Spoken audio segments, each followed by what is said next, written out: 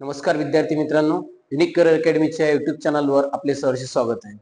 मी राजेश न्याहारे। बघा मित्रांनो, आपण पोलीस भरती स्पेशल पीवायक्यू सिरीज जे आहे मागच्या 4-5 लेक्चर पासून सुरू केलेली आहे आणि या प्लॅटफॉर्मवर आतापर्यंत जेवढे पोलीस भरतीचे प्रश्न जे विचारलेले आहेत ते आपण कव्हर करण्याचा प्रयत्न या सिरीजच्या माध्यमातून करणार आहोत। आपण बघा मागच्या पार्ट मध्ये बघा महत्त्वाचे गव्हर्नर जनरल यावर पार्ट 1 व्हिडिओ आणलेला होता, त्यामध्ये काही प्रश्न आपण डिस्कस करण्याचा प्रयत्न केला होता। हाच त्याचा बघा पार्ट 2 राहणार आहे। यामध्ये उरलेले प्रश्न जे आहे जे गव्हर्नर जनरलला आतापर्यंत पोलीस भरतीमध्ये विचारण्यात आलेले आहे ते प्रश्न आपण कव्हर करण्याचा प्रयत्न या व्हिडिओच्या माध्यमातून करणार आहोत। तर मित्रांनो, जर तुम्हाला अशाच प्रकारचे वेगवेगळ्या प्रकारचे व्हिडिओ पाहिजे असेल, पीवायक्यू ची सीरीज जी आपल्याला कंटिन्यू ठेवायची आहे, तर त्यासाठी बघा जर व्हिडिओ आवडल्यास व्हिडिओला लाईक करा, शेअर करा आणि चॅनलला सबस्क्राइब करायला विसरू नका। चला बघू आपण या पुढचा याचा पार्ट 2 काय आहे। बघा प्रश्न जे तुम्हाला बघा आतापर्यंत बघा मुंबई चालकला सुद्धा विचारलाय 2021 ला, पालघर पोलीस 2021 ला आणि आतापेक्षा बघा आतापर्यंत 10 पेक्षा अधिक वेळा सुद्धा हा प्रश्न आपल्याला विचारण्यात आलेला आहे। प्रश्न काय लक्ष द्या इकडे। रिकामी झालेली आहे, व्हॉइस रायच्या कारकिर्दीत इसवी सन 1911-12 मध्ये भारताची राजधानी कलकत्त्यावरून दिल्लीला आणण्यात आली आहे। तर विचारलाय कोणत्या व्हॉइस रायच्या कालखंडात। इथे बघा रिकामी बघा या व्हॉइसरायच्या कालखंडात बघा राजधानी दिल्ली आपले कलकत्त्यावरून दिल्लीला आणण्यात आलेले आहे। हा प्रश्न तुम्हाला विचारलाय, महत्वाचा आहे। 10-15 पेक्षा अधिक वेळापर्यंत आतापर्यंत हा प्रश्न तुम्हाला विचारण्यात आलेला आहे। बघा याचं उत्तर येते बघा लॉर्ड हार्डिंग। लॉर्ड हार्डिंगच्या काळातच बघा आपली राजधानी कलकत्त्यावरून दिल्लीला आणण्यात आलेली आहे आणि याच दिवशी बघा बंगालची फाळणी म्हणजे एक तारीख आहे बघा 12 डिसेंबर 1911 इथे एक दिल्ली दरबार भरवण्यात आला होता। तिसरा दिल्ली दरबार म्हणतो आपण 12 डिसेंबर 1911 ला। याच दिवशी बघा सर्वात पहिले काय झालं तर राजधानी जे आहे ते आणली होती, लक्षात घ्या कलकत्त्यावरून आपल्याला राजधानी जी आहे ती दिल्लीला आणण्यात आलेली आहे 12 डिसेंबर 1911 ला। आणि याच दिवशी दुसरा जो काम झालं ते लक्षात ठेवायचं आहे, बंगालची फाळणी रद्द याच दिवशी घोषणा करण्यात आली होती बघा। बंगालची फाळणी रद्दची घोषणा जी आहे याच दिवशी करण्यात आली आहे 12 डिसेंबर 1911, ज्यावेळेस आपला व्हॉइसरॉय होता लॉर्ड हार्डिंग। आणि हार्डिंगच्या काळात बघा राजा पंचम जॉर्ज यांनी घोषणा केली होती की राजधानी कलकत्त्यावरून दिल्लीला आणि याच दिवशी बंगालची फाळणी सुद्धा रद्द करण्यात आलेली आहे। त्याचं उत्तर येते बघा लॉर्ड हार्डिंग। दुसरा बघा आहे लॉर्ड डप्रिन। लॉर्ड डप्रिनच्या कालखंडात घडलेली महत्वाची घटना म्हणजे लक्षात ठेवा मित्रांनो ते आहे काँग्रेसची स्थापना। 28 डिसेंबर 1885 ला जे आहे काँग्रेसची स्थापना या व्यक्तीच्या कालखंडात झालेली आहे, तो होता लॉर्ड डप्रिन। डप्रिनचा कार्यकाळ आहे 1884 ते 1888 आणि 1885 ला यांच्या काळामध्ये बघा काँग्रेसची स्थापना करण्यात आलेली आहे। पुढे बघा गाजलेला व्यक्ती जो राहिलेला आहे तो आहे लॉर्ड कर्झन आणि लॉर्ड कर्झनच्या काळात बघा फेमस जे घटना झालेली आहे ती आहे बंगालची फाळणी। 1905 ला बंगालची फाळणी जी आहे या व्यक्तीच्या कालखंडात घडलेली आहे लॉर्ड कर्झन, ज्या गोष्टीसाठी हा फेमस राहिलेला आहे। 1905 ला बंगालची फाळणी झाली आणि ही फाळणी बघा 12 डिसेंबर 1911 ला बंगालची फाळणी रद्द करण्यात आलेली आहे। याच दिवशी लक्षात ठेवायचं आहे राजधानी कलकत्त्यावरून दिल्लीला। आणि प्रश्न विचारला तुम्हाला खालीलपैकी कोणत्या गव्हर्नर जनरलच्या काळात राजधानी कलकत्त्यावरून दिल्लीला आणण्यात आलेली आहे। त्याचं उत्तर येते मित्रांनो लॉर्ड हार्डिंग। क्लिअर आहे? ओके, चला नेक्स्ट प्रश्नाकडे बघा। नेक्स्ट प्रश्न बघा हा सुद्धा तुम्हाला रत्नागिरी चालक 2021 ला आलेला आहे। 5 पेक्षा अधिक वेळा आतापर्यंत हा प्रश्न विचारण्यात आलेला आहे। प्रश्न समजून घ्या काय म्हणताय बघा। ब्रिटिश हिंदुस्थानाचे पहिले गव्हर्नर जनरल, इथे लक्षात घ्यायचं आहे पहिले गव्हर्नर जनरल रिकामी जागा होते। 5 पेक्षा अधिक वेळा प्रश्न रिपीट झालेला लक्षात घ्या। याचं उत्तर आहे तुम्हाला वॉरेन हेस्टिंग जो आहे हा राहिलाय ब्रिटिश हिंदुस्थानाचे पहिले गव्हर्नर जनरल जो राहिलेला आहे तो होता वॉरेन हेस्टिंग। काय लक्ष द्या इकडे बघा। पहिल्यांदा सर्वात पहिला पॉइंट आहे बंगालचा पहिला गव्हर्नर जर विचारला लक्षात ठेवा, ही महत्वाची पॉइंट राहतात। बंगालचा पहिला गव्हर्नर जो आहे तो व्यक्ती आहे रॉबर्ट क्लाइव्ह। रॉबर्ट क्लाइव्ह नावाचा व्यक्ती जो आहे तो राहणार आहे बंगालचा पहिला गव्हर्नर। व्यक्ती जर कोणता तो आहे रॉबर्ट क्लाइव्ह, बंगालचा पहिला गव्हर्नर। पुढे बघा बंगालचा किंवा ज्याला ब्रिटिश हिंदुस्थानाचा म्हणतो आपण बघा पहिला गव्हर्नर जनरल। पहिला जर तुम्हाला गव्हर्नर जनरल विचारला तो आहे वॉरेन हेस्टिंग। वॉरेन हेस्टिंग जो आहे तो बनलेला लक्षात ठेवायचा आहे पहिला गव्हर्नर जनरल। प्रश्न आज होता ब्रिटिश हिंदुस्थानाचे पहिले गव्हर्नर जनरल वॉरेन हेस्टिंग। यासाठी एक कायदा आलता बघा 1773 चा रेग्युलेटिंग ऍक्ट। हा महत्वाचा ऍक्ट राहणार आहे बघा.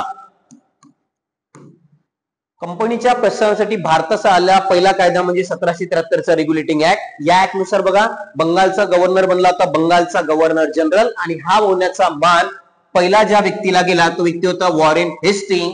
आणि याच कायद्याने 1773चा रेग्युलेटिंग ऍक्ट याच कायद्याने बघा भारतामध्ये कलकत्ता येथे सुप्रीम कोर्टाची स्थापना सुद्धा करण्यात आलेली आहे. तर हा महत्वाचा कायदा राहते. वॉरेन हेस्टिंग्स राहणार बंगालचा पहिला गव्हर्नर. जो कायदा होता तो आहे 1773चा रेग्युलेटिंग ऍक्ट. पुढे बघा तिसरा जो इथे जर आपण प्रश्न कव्हर करतो म्हटलं तिसरा आहे तर तो बघा भारताचा पहिला गव्हर्नर जनरल. जर तुम्हाला भारताचा पहिला गव्हर्नर जनरल जर विचारला तर उत्तर आहे बघा तो राहणार आहे विल्यम बेंटिक. विल्यम बेंटिक बघा 1833चा जो चार्टर ऍक्ट आलाय त्या चार्टर ऍक्ट नुसार बनलेला आहे भारताचा पहिला गव्हर्नर जनरल तो राहिला विल्यम बेंटिक. आणि लास्ट मध्ये बघा भारताचा पहिला व्हॉइसरॉय. जर तुम्हाला विचारलं की भारताचा पहिला व्हॉइसरॉय कोणता तो येणार आहे लॉर्ड कॅनिंग. लॉर्ड कॅनिंग जो आहे तो बनलाय भारताचा पहिला व्हॉइसरॉय. 1858ला राणीचा जाहीरनामा आला होता त्याला भारतीय सुशासन कायदा आपण म्हणतो. आणि या कायद्यानुसार बघा आपल्या इथे नवीन जो आहे एक पद निर्माण झालं व्हॉइसरॉय आणि तो बनण्याचा पहिला मान गेला आहे लॉर्ड कॅनिंग. लक्ष इकडे बघा बंगालचा पहिला governor Robert Clive. Governor general विचारलं तर वॉरेन हेस्टिंग. कायदा होता 1773चा रेग्युलेटिंग ऍक्ट. पहिला जर गव्हर्नर जनरल भारताचा म्हटलं तो राहणार विल्यम बेंटिक. आणि लास्ट मध्ये बघा भारताचा पहिला व्हॉइसरॉय जर तुम्हाला विचारण्यात आला तो राहणार लॉर्ड कॅनिंग. आपल्याला प्रश्न विचारला होता ब्रिटिश हिंदुस्थानाचे पहिले गव्हर्नर जनरल कोण होते. उत्तर त्याचं वॉरेन हेस्टिंग जो राहिलेला आहे पहिला गव्हर्नर जनरल राहिलेला आहे. ते प्रत्येक याला एक्झाम मध्ये प्रश्न येऊन पडलेले आहेत म्हणून बघा हे जेवढे पॉईंट लिहून दिले सगळे तुम्हाला आयएमपी राहणार आहे. चला नेक्स्ट बघा पुढच्या प्रश्नाकडे. चला 19 नंबरचा प्रश्न आपल्याला राहणार आहे बघा. प्रश्न होता पुणे करारास कारणीभूत ठरलेला जातीय निवाडा. महत्वाचा आहे जातीय निवाडा 1932 मध्ये प्रसिद्ध झाला. हा निवाडा इंग्लंडचे पंतप्रधान यांनी जाहीर केला. आता यांनी म्हटलंय उत्तर येते बघा रॅमसे मॅकडोनाल्ड यांनीच याला जाहीर केलेला निवाडा होता तो होता जातीय निवाडा. बघा दुसरी गोलमेज परिषद होती आणि दुसऱ्या गोलमेज परिषदेमध्ये सर्व जे काही नेते राहतात त्यांच्यामध्ये एकमत होत नाही. मग त्या नेत्यांमध्ये एकमत होत नसलेल्या कारणाने ब्रिटिश सरकार जो आपला निर्णय घेते आणि बघा 16 ऑगस्ट 1932 ला रॅमसे मॅकडोनाल्ड नावाचे जे व्यक्ती होते लक्षात ठेवा रॅमसे मॅकडोनाल्ड यांनी बघा आपला निवाडा जाहीर केला ज्याला म्हणते जातीय निवाडा. हा जाहीर करण्यात आला आणि यानुसार बघा वेगवेगळ्या धर्माच्या प्रांतांना लक्षात ठेवा धर्मांना स्वतंत्र मतदारसंघ या निवाड्याने बहाल करण्यात आलेले आहे. लक्षात ठेवा 16 ऑगस्ट 1932 जातीय निवाडा रॅमसे मॅकडोनाल्ड. आणि या निवाड्यानंतर एक करार प्रसिद्ध आहे तो करार लक्षात ठेवा पुणे करार. जातीय निवाडा आल्याच्या नंतर बघा घडून आलेला करार आहे पुणे करार जो झाला होता 24 सप्टेंबर 1932. आणि तो बघा महात्मा गांधी व डॉक्टर बाबासाहेब आंबेडकर यांच्यामध्ये हा करार घडून आलेला होता. लक्षात ठेवायचा आहे ज्याचं नाव आहे पुणे करार. हा जातीय निवाड्यानंतर आलेला आहे. जातीय निवाडा 16 ऑगस्ट 1932 आणि पुणे करार जर म्हटलं तुम्हाला तर 24 सप्टेंबर 1932 ला पुणे करार आलेला आहे जो बघा महात्मा गांधी आणि डॉक्टर बाबासाहेब यांच्यामध्ये झालेला होता. प्रश्न विचारला होता कोणी जाहीर केला. उत्तर येते रॅमसे मॅकडोनाल्ड. पुढे बघा तिसरा लॉर्ड माउंटबॅटन. माउंटबॅटनचं नाव लक्षात ठेवायचं आहे. बघा रे स्वतंत्र भारताचे पहिले गव्हर्नर जनरल. महत्वाचं आहे लॉर्ड माउंटबॅटन कोण आहे तर स्वतंत्र भारताचे पहिले गव्हर्नर जनरल. ज्यावेळेस भारताला स्वतंत्र मिळाले त्यावेळेस आपले गव्हर्नर जनरल सुद्धा लॉर्ड माउंटबॅटन राहिलेले आहे. तर स्वतंत्र भारताचे पहिले गव्हर्नर जनरल आपले म्हटलं तर लॉर्ड माउंटबॅटन. आणि पुढे बघा स्वतंत्र भारताचे पहिले भारतीय गव्हर्नर जनरल. जर आपल्याला भारतीय गव्हर्नर जनरल विचारण्यात आलेला आहे त्यांचं नाव आहे बघा सी राजगोपालचारी. लक्षात ठेवायचं आहे भारतीय जर विचारलं तुम्हाला तर सी राजगोपालचारी. पहिले भारतीय म्हटलं तर सी राजगोपालचारी. स्वतंत्र भारताचे पहिले आहे तर ते आपलेवाले लॉर्ड माउंटबॅटन. आणि पुणे करार तारीख लक्षात ठेवा 24 सप्टेंबर 1932 ला करार घडलेला आहे तो पुणे करार. आणि जातीय निवाडा 16 ऑगस्ट 1932 ला रॅमसे मॅकडोनाल्ड यांनी प्रसिद्ध केलेला निवाडा म्हणजे कोणता का जातीय निवाडा. एवढे प्रश्न तुम्हाला या संबंधी माहित असणं आवश्यक आहे. चला नेक्स्ट प्रश्नाकडे बघा. पुढचा प्रश्न आपण बघू. प्रश्न आहे ब्रिटिशकालीन भारतात कायद्याची संहिता निर्माण करण्यासाठी प्रथम विधी समिती कोणाच्या अध्यक्षतेखाली स्थापन झाली होती ते बघा. संहिता म्हणतो आपण त्याला न्याय संहिता किंवा आयपीसी इंडियन पिनल कोड जो आहे ज्याच्या आधारे बनलेला आहे त्यासाठी समिती नेमली होती आणि त्या समितीचे अध्यक्ष कोण राहिलेले आहे. नागपूर ग्रामीण 2023 ला सुद्धा प्रश्न विचारण्यात आलेला आहे बघा. लक्ष द्या. या प्रश्नाचं उत्तर येणार तुम्हाला बघा लॉर्ड मेकॉले. लॉर्ड मेकॉले जो आहे हा या समितीचा अध्यक्ष बनवण्यात आलेला होता. सिंपल आहे बघा. पहिल्यांदा आपल्या इथे एक 1833 चा चार्टर ऍक्ट हा कायदा आणण्यात आलेला होता.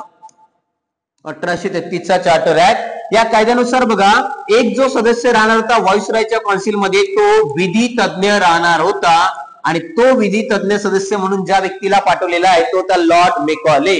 या मेकॉलेने बघा 1834 ला जी समिती नेमली त्याचे अध्यक्षपद भूषवले आणि 1860 ला बघा हा कायदा जो आहे जो लागू करण्यात आला ज्याला म्हणतो आपण आयपीसी आपल्या भारतात 1860 ला लागू करण्यात आले आणि आताच बघा याची नवीन जागा भारतीय न्याय संहितेने घेतलेली आहे. 1860 ला हा कायदा लागू सुद्धा करण्यात आलेला होता आणि या समितीचे अध्यक्ष राहिलेले आहे लक्षात घ्या लॉर्ड मेकॉले. त्याचं उत्तर येऊ शकते त्याचं कोण समितीचे अध्यक्ष राहिलेले आहेत लॉर्ड मेकॉले या समितीचे अध्यक्ष राहिलेले होते. नेक्स्ट बघा 21 नंबरचा प्रश्न आणि हा महत्वाचा प्रश्न आहे. छत्रपती संभाजीनगरला जरी एक वेळा आलेला असेल पण हा वारंवार तुम्हाला पेपरमध्ये वेगवेगळ्या पेपरमध्ये येताना दिसते. बघा तुम्हाला काय प्रश्न विचारलाय. प्रश्न आहे खालीलपैकी कोणाला भारतातील आर्थिक विकेंद्रीकरणाचा जनक म्हणून ओळखले जाते. मित्रांनो बघा आर्थिक विकेंद्रीकरणाचा जनक कोणाला म्हणतात प्रश्न विचारण्यात आलेले आहे. उत्तर आहे त्याचं बघा लॉर्ड मेयो. लॉर्ड मेयोला आपण म्हणतो लक्षात ठेवायचा आहे आर्थिक विकेंद्रीकरणाचा जनक जो व्यक्ती राहिलेला आहे तो व्यक्ती लक्षात घ्या लॉर्ड मेयो. फेमस आहे लॉर्ड मेयो लक्षात घ्यायचा. आर्थिक विकेंद्रीकरणाचा जनक. याचा कार्यकाळ बघा 1869 ते 1872 या काळात हा व्यक्ती जो आहे आपल्या इथे गव्हर्नर जनरल म्हणून काम केलं आहे. लॉर्ड मेयो 1869 ते 1872 ज्याला म्हणतो आर्थिक विकेंद्रीकरणाचा जनक. पुढे बघा यांच्याच काळात बघा 1872 ला झाली पहिली जनगणना. पहिल्यांदा जर जनगणना लक्षात ठेवा आपण केलेली आहे ते लॉर्ड मेयोच्या काळातच पहिल्यांदा जनगणना करण्यात आलेली आहे. 1872 पहिल्यांदा जनगणना लॉर्ड मेयो ज्याचा कार्यकाळ होता 1869 ते 1872. पुढे बघा दुसरा पॉइंट आहे खून झालेला. लक्ष द्या मित्रांनो खून झालेला एकमेव व्हाईसरॉय जर कोणता आहे किंवा एकमेव लक्षात ठेवा गव्हर्नर जनरल ज्याचा खून झालेला आहे तो व्यक्ती म्हणजे कोण तो आहे लॉर्ड मेयो. लक्षात ठेवायचा आहे लॉर्ड मेयोचा अंदमान निकोबार इथे बघा शेर अली नावाचा एक पठाण राहते यांनी खून करून मारण्यात आलेला आहे. तर खून झालेला एकमेव व्हाईसरॉय म्हणजे लॉर्ड मेयो. लॉर्ड मेयोचा कार्यकाळ आहे 1869 ते 1872. यांच्याच काळात झाली होती आपली पहिली जनगणना आणि खून झालेले एकमेव व्हाईसरॉय म्हणजे कोण आहे ते लॉर्ड मेयो ज्यांना म्हणतो आपण आर्थिक विकेंद्रीकरणाचा जनक. कोणाला म्हटलं तर लॉर्ड मेयो. पुढे बघा लॉर्ड हार्डिंग. हार्डिंगच्या काळात मी सांगितलं पहिल्यांदा ऐकताय हार्डिंगच्या काळात प्रसिद्ध कार जो आहे हार्डिंग पहिला जो होता याच्या काळात बघा फेमस घटना म्हणजे रविवारची सुट्टी. सरकारी कार्यालयाला रविवारची सुट्टी जी आहे ब्रिटिश काळामध्ये हे लॉर्ड हार्डिंगच्या काळामध्ये आलेली आहे. पुढे बघा लॉर्ड कॅनिंग. लॉर्ड कॅनिंग जो आलाय तो आहे भारताचा पहिला व्हाईसरॉय. लॉर्ड कॅनिंग जर म्हटलं लक्षात घ्यायचं आहे भारताचा पहिला व्हाईसरॉय जो आहे तो आहे लॉर्ड कॅनिंग. आणि लॉर्ड डलहौसीला म्हणतो आपण बघा आधुनिक भारताचा निर्माता. आधुनिक भारताचा निर्माता जर व्यक्ती कोणता आहे तो आहे लॉर्ड कॅनिंग ज्याला म्हणतात आधुनिक भारताचा निर्माता. लक्ष द्या आर्थिक विकेंद्रीकरणात जनक लॉर्ड मेयो. त्याच्यानंतर बघा भारताचा पहिला व्हाईसरॉय लॉर्ड कॅनिंग. हार्डिंगच्या काळात आली ती आपल्याला रविवारची सुट्टी आणि लास्ट मध्ये बघा लॉर्ड डलहौसी ज्याला म्हणते आधुनिक भारताचा निर्माता. लॉर्ड डलहौसी काळात सर्वात जास्त सुखसुविधा आपल्या इथे सुरू झाल्या रेल्वे पोस्ट ऑफिस तारा यंत्र. त्यानंतर बघा या सगळ्या सुखसुविधा या व्यक्तीच्या काळात सुरू झाल्याच्या कारणाने त्याला आधुनिक भारताचा निर्माता म्हणून ओळखला जाते. आणि प्रश्न होता आर्थिक विकेंद्रीकरणाचा जनक तो व्यक्ती राहणार लक्षात घ्या लॉर्ड मेयो ज्याला म्हणतो आपण आर्थिक विकेंद्रीकरणाचा जनक. क्लिअर आहे. पुढे बघा नेक्स्ट प्रश्न आहे तुम्हाला बघा, जालियनवाला बाग अमृतसर येथे निरपराध लोकांवर अमानुष गोळीबार करणाऱ्याचे नाव काय होते? ठाणे पोलिसला प्रश्न आलेला आहे. हा प्रश्न बघा आतापर्यंत 10 पेक्षा अधिक वेळा रिपीट झालेला आहे. प्रसिद्ध आहे जालियनवाला बाग हत्याकांड, त्यावर हा प्रश्न पडलेला आहे. बघून घ्या पहिल्यांदा. याचं उत्तर आहे जनरल डायर. जनरल डायर नावाचा जो व्यक्ती होता यानेच तो ऑर्डर दिलेला होता का? फायरिंगचा ऑर्डर देणाऱ्या व्यक्तीचं नाव होता जनरल डायर. बघा इथे पहिल्यांदा सर्वात पहिला व्यक्ती आहे जालियनवाला बाग हत्याकांड. लक्षात ठेवा तारीख विचारते, जालियनवाला बाग हत्याकांड कधी झाला? लक्षात ठेवायचं आहे 13 एप्रिल 1919 ला जो आहे हा हत्याकांड घडून आणण्यात आलेला होता. 13 एप्रिल 1919 जालियनवाला बाग हत्याकांड. पुढे बघा, यावेळेस पंजाबचा गव्हर्नर, महत्वाचा आहे, पंजाबचा गव्हर्नर कोण राहिलेला आहे? तो होता मायकल ओडवायर. पंजाबचा गव्हर्नर जर म्हटलं तो राहिलाय मायकल ओडवायर.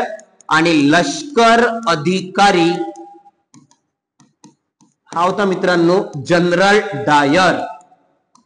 लष्कर अधिकारी जर म्हटलं जनरल डायर. बघा, पंजाबचा गव्हर्नर मायकल ओडवायर, लष्कर अधिकारी राहिला जनरल डायर. आणि हाच लष्कर अधिकारी होता जनरल डायर, ज्यांनी ऑर्डर दिला होता, फायरिंगचा ऑर्डर देणारा व्यक्ती होता जनरल डायर. आणि हे हत्याकांड घडला बघा 13 एप्रिल 1919 ला घडलेला आहे जालियनवाला बाग हत्याकांड. तर त्याच्यानंतर बघा त्याला पदावरून काढून टाकण्यात आलेलं होतं. उरला आहे पंजाबचा गव्हर्नर. तर पुढे बघा, पंजाबच्या गव्हर्नरला 1940 ला सरदार उधम सिंग, लक्षात ठेवायचं आहे, सरदार उधम सिंग यांनी बघा मायकल ओडवायर यांचा खून केलेला आहे. 1940 ला मायकल ओडवायरचा खून जो आहे सरदार उधम सिंग यांनी केलेला आहे जालियनवाला बाग हत्याकांडाचा बदला म्हणून. तर यावर तुम्हाला प्रश्न विचारला जाऊ शकते की बघा जालियनवाला बाग हत्याकांड कधी घडला? 13 एप्रिल 1919. यावेळेस पंजाबचा गव्हर्नर होता मायकल ओडवायर. प्रश्न विचारू शकतात. लष्कर अधिकारी म्हटलं तर जनरल डायर.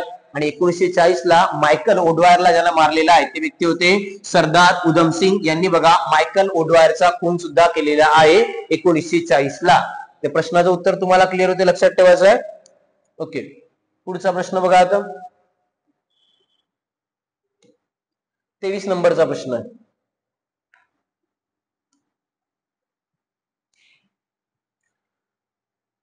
रायगड पोलीस 2021, सोलापूर ग्रामीण 2021, SRPF पुणे त्याला सुद्धा पडलेला आहे.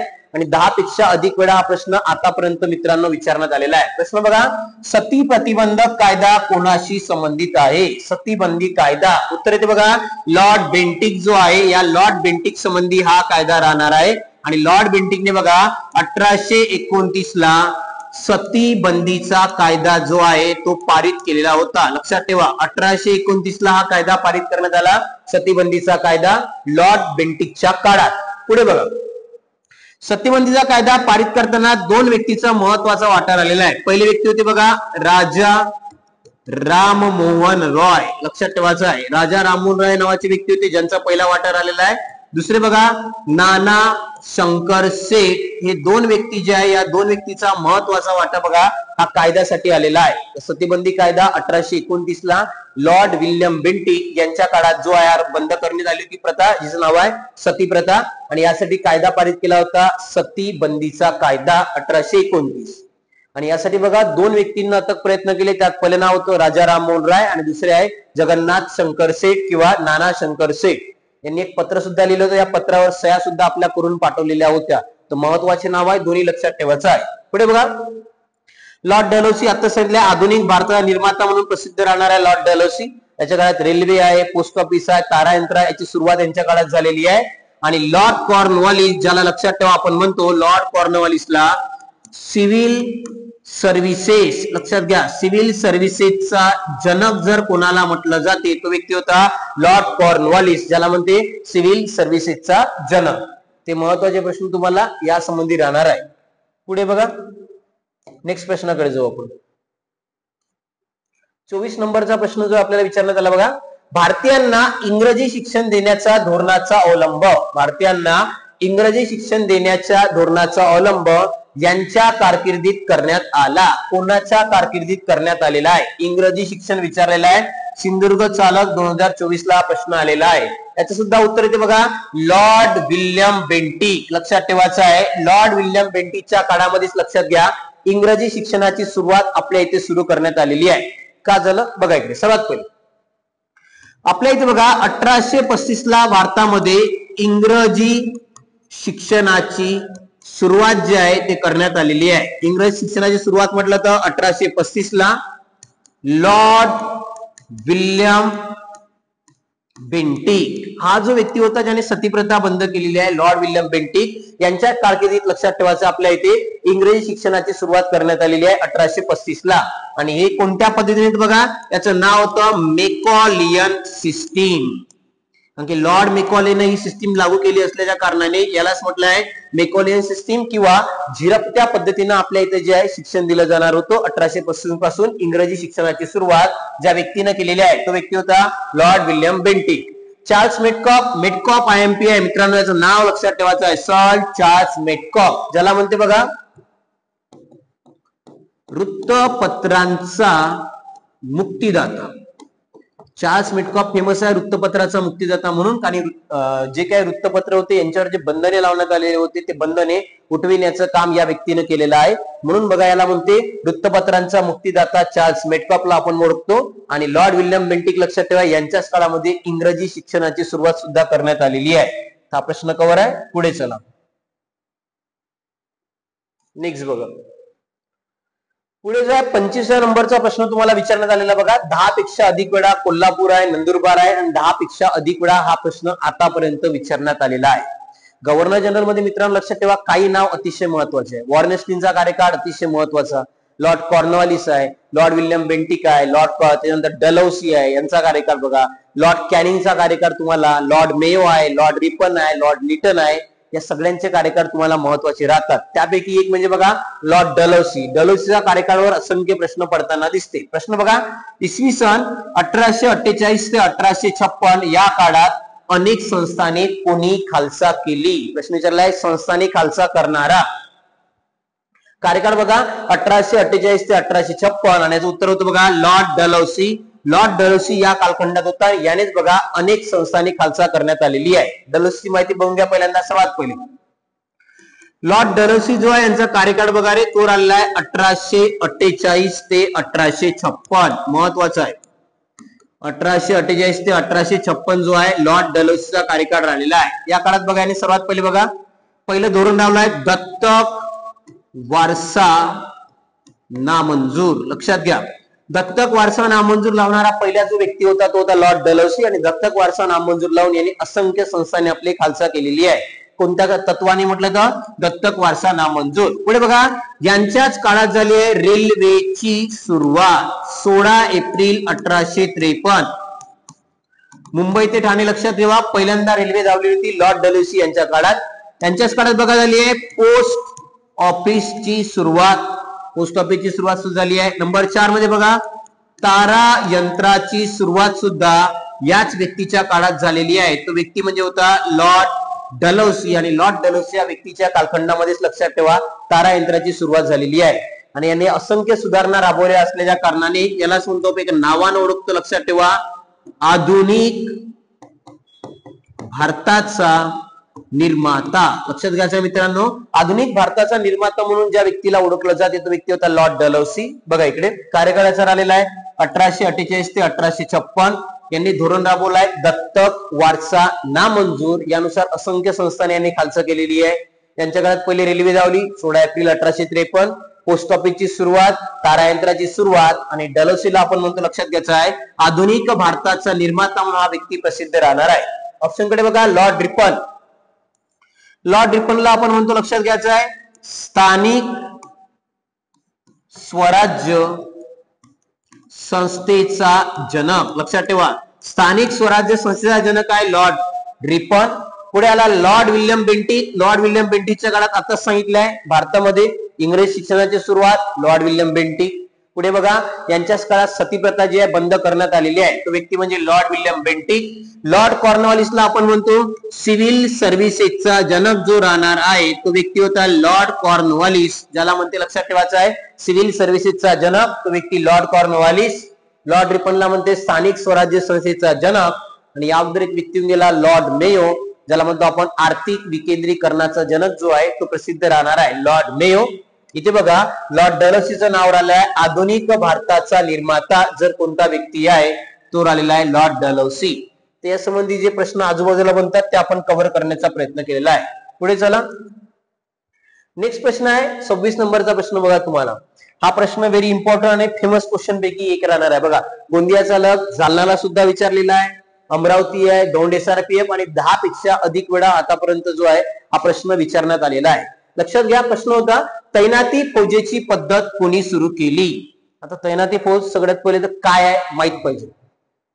तैनाती फौजेचा विचार केला, बघा काय आहे, कोणी लावली, वारंवार हे प्रश्न तुम्हाला विचारले जातात तैनाती फौज बद्दल. लक्षात घ्यायचं आहे. बघा, तैनाती फौज ज्या व्यक्तीने आपल्या इथे लावलेली आहे तो व्यक्ती होता लॉर्ड वेलस्ली. लक्षात घ्यायचं आहे, लॉर्ड वेलस्लीने भारतामध्ये तैनाती फौज लावलेली आहे, लॉर्ड वेलस्ली. आता तैनाती फौज म्हणजे काय, सिंपल आहे. एखाद्या राजा जो आहे तो काय करणार, पैसे देऊन सिक्युरिटी विकत घेणार किंवा पैसे देऊन सैन्य विकत घेणे, त्याला म्हणते तैनाती फौज. आणि ही पद्धत लक्षात ठेवायचं आहे लॉर्ड वेलस्लीने आपल्या कालखंडात लावलेली आहे. लॉर्ड वेलस्लीच्या कालखंडात लक्षात ठेवा तैनाती फौज सुरू करण्यात आलेली आहे. लॉर्ड डलहौसी आता सांगितलं आधुनिक भारताचा निर्माता, तो राहतो आपला लॉर्ड डलहौसी. आधुनिक भारताचा निर्माता ज्याला आपण म्हणतो. यांच्या काळात रेल्वेची सुरुवात, पोस्ट ऑफिसची सुरुवात यांच्याच काळात झालेली आहे. पुढे बघा लॉर्ड कर्झन, कर्झनच्या काळात झाली बघा बंगालची फाळणी. सर्वात फेमस घटनापैकी एक जी झाली आहे ते बंगालची फाळणी 1905 ला लॉर्ड कर्झनच्या काळात झालेली आहे. आणि 1911 12 डिसेंबर 1911 ला बंगालची फाळणी रद्द करण्यात आलेली आहे. ते 1911 आहे, 12 डिसेंबर 1911 ला बंगालची फाळणी रद्द करण्यात आलेली आहे. आणि झाली कधी म्हटलं तर 1905. लॉर्ड हेस्टिंग, बघा लॉर्ड वॉरेन हेस्टिंगच्या कालखंडात तुम्हाला सांगितलं तर पहिल्यांदा हा आहे बंगालचा पहिला गव्हर्नर जनरल. बंगालचा पहिला गव्हर्नर जनरल. आणि याच्या काळात बघा सर्वात पहिले कलेक्टर नावाचं पद सुद्धा वॉरेन हेस्टिंगच्या कालखंडात निर्माण झालेलं होतं. आणि हाच व्यक्ती आहे वॉरेन हेस्टिंग ज्यांच्या काळामध्ये लक्षात ठेवा कंपनीसाठी पहिला कायदा पाठवण्यात आलेला होता, ज्याचं नाव आहे 1773 चा रेग्युलेटिंग ऍक्ट. लक्षात ठेवा 1773 चा रेग्युलेटिंग ऍक्ट जो आहे याच व्यक्तीच्या कालखंडात आलेला होता. तो व्यक्ती होता लॉर्ड वॉरेन हेस्टिंग. ते महत्वाचे प्रश्न तुम्हाला माहित असणं जरुरी आहे. तैनाती फौज विचारलं, लक्षात ठेवा लॉर्ड वेलस्ली. लॉर्ड वेलस्लीच्या कालखंडात आपल्या इथे तैनाती फौज लावलेली आहे. क्लिअर आहे? ओके, नेक्स्ट प्रश्नाकडे चला. पुढचा प्रश्न बघा, तो आताच मी तुम्हाला सांगितलं तोच प्रश्न आहे. 27 नंबर बघा, कोल्हापूर आणि 15 पेक्षा अधिक वेळा आतापर्यंत हा प्रश्न तुम्हाला रिपीट झालेला आहे. प्रश्न बघा रे, बंगालची फाळणी कोणी केली विचारलेला आहे तुम्हाला. का बंगालची फाळणी खालीलपैकी कोणत्या गव्हर्नर जनरलने केलेली आहे? उत्तर त्याचं लॉर्ड कर्झन. मी आता सांगितलं आहे लॉर्ड कर्झनने 1905 ला बंगालची फाळणी केलेली होती आणि ही रद्द झाली. लक्षात ठेवा 12 डिसेंबर 1911 या तारखेला बघा ही फाळणी रद्द करण्यात आलेली आहे, जी आहे बंगालची फाळणी. राजा पंचम जॉर्ज जो आहे भारतामध्ये आला होता आणि याच बघा 12 डिसेंबर 1911 ला राजधानी कलकत्त्यावरून दिल्लीला नेण्यात आली होती. आणि याच दिवशी बघा आपली बंगालची फाळणी सुद्धा रद्द करण्यात आलेली आहे. म्हणजे कोणी केली होती म्हटलं तर Lord Curzon. Lord Ripon, Ripon बद्दल मी आताच तुम्हाला सांगितलं, याला मध्ये स्थानिक स्वराज्य संस्थेचा जन्म. भारतासाठी जे व्हाईसरॉय आले त्यामध्ये सर्वात चांगल्या व्हाईसरॉयपैकी एक जर कोणता व्यक्ती राहिलेला आहे तो व्यक्ती होता लॉर्ड रिपन, ज्याला म्हणतो आपण स्थानिक स्वराज्य संस्थेचा जन्म. याच्या काळातच बघा एक ऍक्ट सुद्धा आलेला आहे, पहिला फॅक्टरी ऍक्ट. कोणाच्या काळात जर आला तर लक्षात ठेवायचं आहे पहिला फॅक्टरी ऍक्ट लॉर्ड रिपनच्या काळामध्ये आलेला आहे आणि यालाच म्हणतो आपण स्थानिक स्वराज्य संस्थेचा जन्म. डलहौसी, डलहौसी बद्दल मी तुम्हाला सांगितलंय आधुनिक भारताचा निर्माता. याच्या काळात रेल्वेची सुरुवात झाली आहे, पोस्ट ऑफिस आहे, तारा यंत्र आहे. आणि हाच असा व्यक्ती होता का ज्यांच्या काळामध्ये लक्षात ठेवायचं आपल्या इथे रेल्वे, पोस्ट ऑफिस, तारा यंत्र सुरू झालं आणि याने असंख्य संस्थाने सुद्धा आपली खालसा केलेली आहे. दत्तक वारसा नामंजूर लावून असंख्य संस्थाने सुद्धा या व्यक्तीने खालसा केलेली होती. लक्षात ठेवायचं आहे. पुढे आला बघा लॉर्ड लिटन. लॉर्ड लिटनच्या काळात एक फेमस ऍक्ट जर पारित झालेला आहे ज्याचं नाव बघा रे vernacular press act. Vernacular press act पारित करणारा व्यक्ती होता लॉर्ड लिटन आणि यानेच बघा सिव्हिल सेवा देण्याचे वय, लक्षात घ्यायचं आहे सिव्हिल सेवा देण्याचे वय जे आहे हे लॉर्ड लिटनने बघा 21 वरून 18 केले. विचारते तुम्हाला का खाली कोणत्या व्यक्तीने सिव्हिल सेवा देण्याचे वय 21 वरून 18 केलेले आहे? तो व्यक्ती होता लॉर्ड लिटन. आणि 18 वरून ज्याने पुन्हा 21 केलेले आहे तो व्यक्ती होता लॉर्ड रिपन, ज्याने पुन्हा 18 वरून 21 केलेले आहे. आणि याच्याच काळात आला होता पहिला फॅक्टरी ऍक्ट लॉर्ड रिपनच्या काळामध्ये सुद्धा आलेला होता. Lord Lytton, Lord Ripon, Dalhousie यांनाच वारंवार प्रश्न विचारतात. म्हणून ते जे गव्हर्नर आहे तुम्हाला चांगल्या लेवलनं कव्हर करून ठेवणे जरुरी आहे. हा प्रश्न 15 ते 20 वेळा आतापर्यंत विचारण्यात आलेला आहे, म्हणून याला बघा लक्षपूर्वक याला ऐकून घ्या. पुढे बघा नेक्स्ट प्रश्न आला बघा, विद्यापीठ कायदा कोणत्या कमिशनच्या आधारावर आहे किंवा कोणत्या कमिशनच्या शिफारशीवर आधारित आहे? पुण्याला आलेला प्रश्न आहे, लक्षात ठेवायचा आहे. विद्यापीठ कायदा याचं उत्तर आहे बघा रॅले कमिशन. रॅले आयोगाच्या रॅले कमिशन नेमला होता, रॅले आयोग म्हणतो आपण त्याला, आणि रॅले आयोगानेच बघा शिफारस केली होती का भारतीय विद्यापीठ कायदा जो आहे तो पारित करण्यात आलेला आहे रॅले कमिशनच्या आधारावर.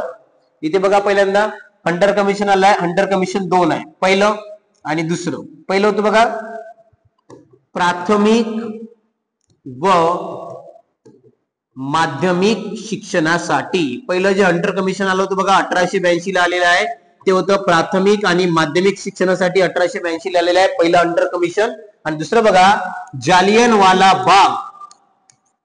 जालियनवाला बाग हत्याकांड जो आहे यांची चौकशीसाठी, यांच्या बघा चौकशीसाठी जे कमिशन नेमलेलं होतं त्याचं नाव सुद्धा होतं हंटर कमिशन. 2 आहे.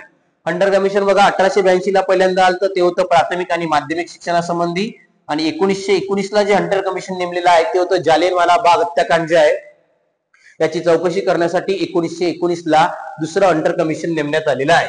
सॅडलर आयोग जो आहे हा विद्यापीठ कायद्यासाठी विद्यापीठ शिक्षणासाठी आलेला कायदा होता. 1917 ला आलेला आयोग आहे सॅडलर विद्यापीठ आयोग. तर लक्षात ठेवा कलकत्ता विद्यापीठामध्ये सुधारणा करण्यासाठी हा कायदा पारित करण्यात आला किंवा आयोग नेमण्यात आला आहे सॅडलर आयोग. आणि वुड्स कमिशन हा सुद्धा बघा 1854 ला आलेला आहे, जो प्रसिद्ध आहे बघा वुड्सचा खलिता म्हणून प्रसिद्ध राहणार आहे. हा सुद्धा शिक्षणासंबंधी नेमण्यात आलेला खलिता होता. वुड्सचा खलिता शिक्षणासंबंधी, सॅडलर आयोग विद्यापीठ संबंधी आहे, कलकत्ता विद्यापीठासाठी नेमलेला आयोग होता. रॅले आयोगाच्या शिफारशीवर विद्यापीठ कायदा आलेला आहे. आणि हंटर कमिशन आपले 2 होते, एक 1882, एक आहे 1919. 1882 चालतं प्राथमिक आणि माध्यमिक शिक्षणासाठी, ते 1919 लक्षात ठेवा मित्रांनो. आपल्याला जालियनवाला जो बाग हत्याकांड झालाय त्याची चौकशी करण्यासाठी हे कमिशन आलेलं होतं, हंटर कमिशन दुसऱ्यांदा आलेलं आहे. तर या प्रकारे हे सुद्धा तुम्हाला महत्वाचे पॉइंट राहतात. तर बघा इथपर्यंत जे प्रश्न आहे तुम्हाला आतापर्यंत विचारण्यात आलेले आहे 28 प्रश्न जे आहे गव्हर्नर जनरलवर पडलेले आहे. पण हेच प्रश्न तुम्हाला वारंवार रिपिटेशन मध्ये विचारलेले आहे, म्हणून हा टॉपिक क्लिअर करून ठेवणं जरुरी आहे. याचा पार्ट 1 वाला व्हिडिओ सुद्धा मी टाकलेला आहे, तो सुद्धा तुम्ही बघू शकता. आणि हा जो आहे तुमचा पार्ट 2 राहणार आहे, ज्यामध्ये बघा उरलेले प्रश्न आपण कव्हर करण्याचा प्रयत्न केला. क्लिअर आहे. हा जर व्हिडिओ तुम्हाला आवडला तर व्हिडिओला लाईक करा, चॅनलला सबस्क्राईब करा. Thank you so much.